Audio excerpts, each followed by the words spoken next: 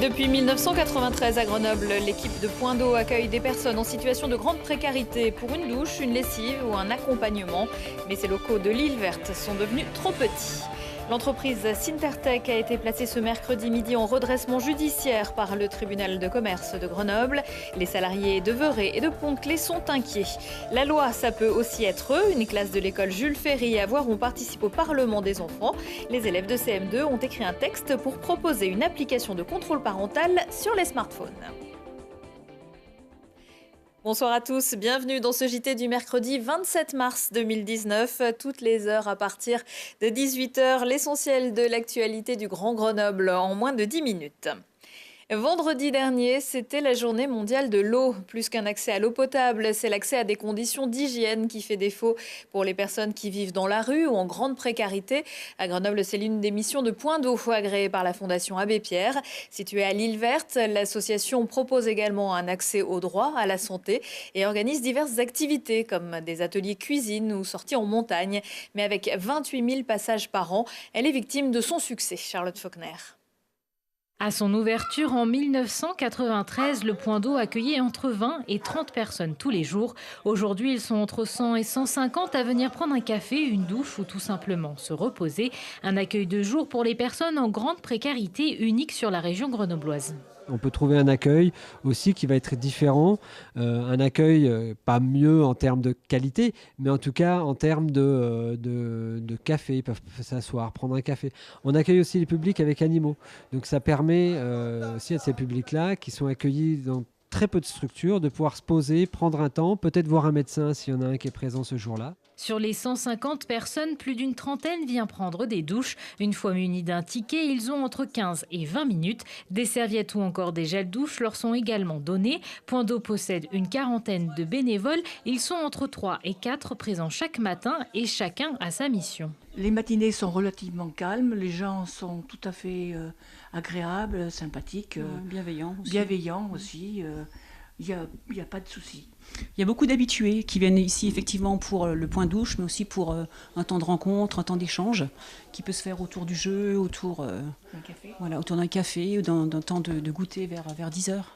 L'association devrait déménager d'ici 2020 afin de pousser les murs, agrandir la salle d'accueil, créer des bureaux, ajouter des douches et également augmenter la capacité de la bagagerie devenue trop petite. Seulement 60 à 80 personnes peuvent y laisser leurs affaires. On a lancé un financement participatif sur la plateforme Les Petites Pierres pour pouvoir aller agrandir cette bagagerie, notamment dans le cadre du déménagement dans les nouveaux locaux, d'avoir une bagagerie qui pourra accueillir près de 250-280 cartons et du coup l'équivalent d'une 200-250 personnes en tout cas en bagagerie ici. Un projet de financement participatif de 20 000 €. L'association est également preneuse de dons pour des produits d'hygiène ou encore des vêtements. Et sur les 20 000 € attendus, 13 000 ont déjà été récoltés. Si vous souhaitez aider le Point d'eau, l'adresse c'est www.lespetitespierres.org. Sintertech met le feu aux poudres. Une centaine de salariés de l'équipementier automobile, spécialistes des poudres qui interviennent dans la fabrication de boîtes de vitesse pour les véhicules diesel, a manifesté ce mercredi matin devant le tribunal de commerce de Grenoble. 300 personnes travaillent sur les sites de Verret, Pont-Clé et Oloron-Sainte-Marie. Après le placement de l'entreprise en redressement judiciaire et sa cessation de paiement, ils craignent une vague de licenciements et reprochent à leur actionnaire Thierry Morin, ex-PDG de Valeo, une mauvaise gestion. Notre président actionnaire, Thierry Morin, je vous ai dit, on a un peu la dent contre lui parce qu'il nous a promis beaucoup de choses à la reprise et à la sortie de Fédéral Mogul. Il faut savoir que Fédéral Mogul lui avait donné une enveloppe de presque 70 millions d'euros. Il y avait 34 millions d'euros qui étaient prévus pour éponger les dettes parce qu'on avait des dettes et on était un peu en baisse d'activité. Donc c'était pour permettre cela. Mais surtout, il y avait 30 millions d'euros pour permettre à l'entreprise de se développer et de faire quelques investissements sur le plan industriel. Et ces investissements, on ne les a pas eus, ou le peu qu'on a eu n'ont pas été à la hauteur de ce qu'on aurait voulu et de ce qu'on devrait avoir pour aujourd'hui se placer sur le marché avec l'automobile française et européenne. On a une baisse significative du chiffre d'affaires. Alors nos dirigeants nous vantent que c'est un peu la cause du diesel, mais oui en effet le diesel, mais pas que. parce qu'on voit que nos concurrents aujourd'hui ont un chiffre d'affaires qui croît et nous, on décroît. Une nouvelle audience est prévue le 29 mai. Le peuple français élit ses représentants qui siègent à l'Assemblée nationale et au Sénat et peuvent faire des propositions de loi. Mais les enfants ont eux aussi leur représentation populaire. Chaque année, des classes de toute la France participent au Parlement des enfants. Le thème cette année, du bon usage du numérique. À l'école Jules Ferry à Voiron, Charlotte Faulkner a rencontré des députés en herbe. Pour sa 23e édition, le Parlement des enfants a pour thème le bon usage du numérique. Depuis le mois de janvier, les élèves de cette classe de CM1, CM2 de Voiron travaillent sur une proposition de loi. Et après quelques échanges d'idées sur ce que le numérique leur évoquait, les enfants ont décidé de travailler sur un texte autour du contrôle parental. Il n'y a pas tous les parents qui connaissent le contrôle parental.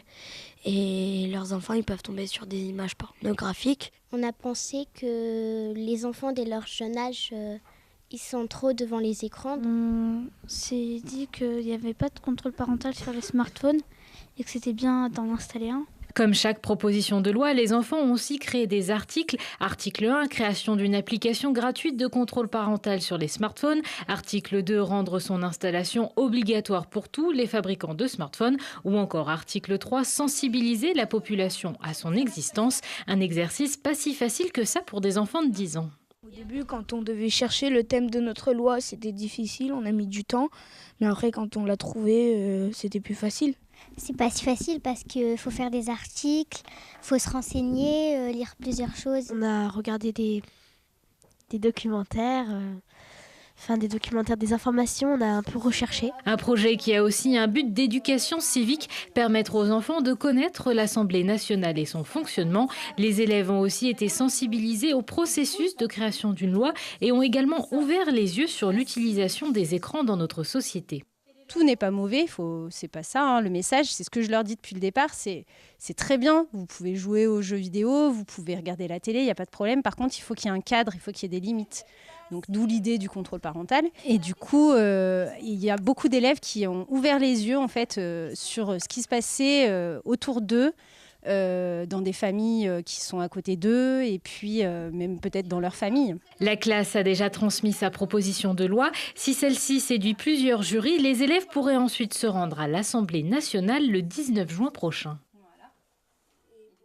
En Isère, 15 classes ont déposé leur texte sous le patronage des députés de leurs circonscriptions respectives. Une première sélection est prévue cette semaine. Les élèves de la future école Hoche, mais ce n'est pas son nom définitif, se prêteront peut-être au jeu dans quelques années. En attendant, les travaux ont commencé dans ce quartier grenoblois proche de la caserne de Beaune et une première pierre a symboliquement posé. La surface totale du bâtiment, à énergie positive bien sûr, sera de 2059 mètres carrés avec des espaces extérieurs de 1430 mètres carrés. Un chantier d'environ 7,5 millions d'euros, financé à hauteur de 6% par le département, même si la compétence revient à la commune.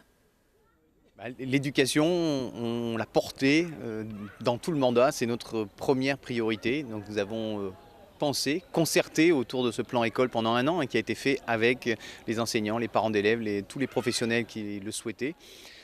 Et depuis, du coup, nous le mettons en œuvre avec 5 écoles nouvelles, avec 3 extensions majeures, avec 3 restaurants scolaires, avec des travaux de rénovation thermique complets dans 3 écoles, avec également des travaux dans les 78 bâtiments scolaires que compte la ville.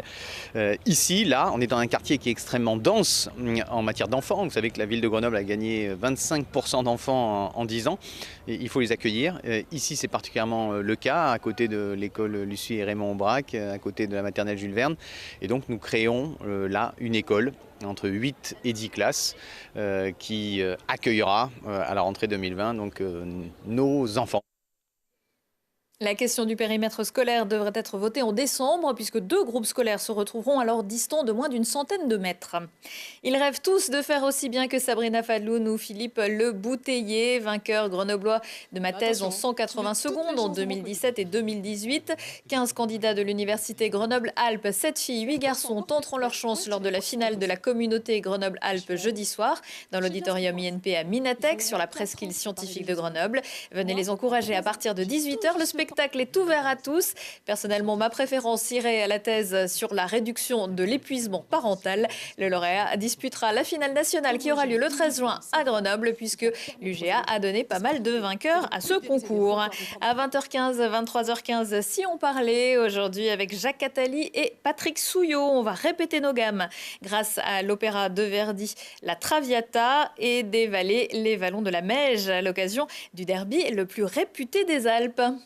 Prochain rendez-vous avec l'actu dans 1 heure et en replay sur télégrenoble.net. Belle soirée à tous.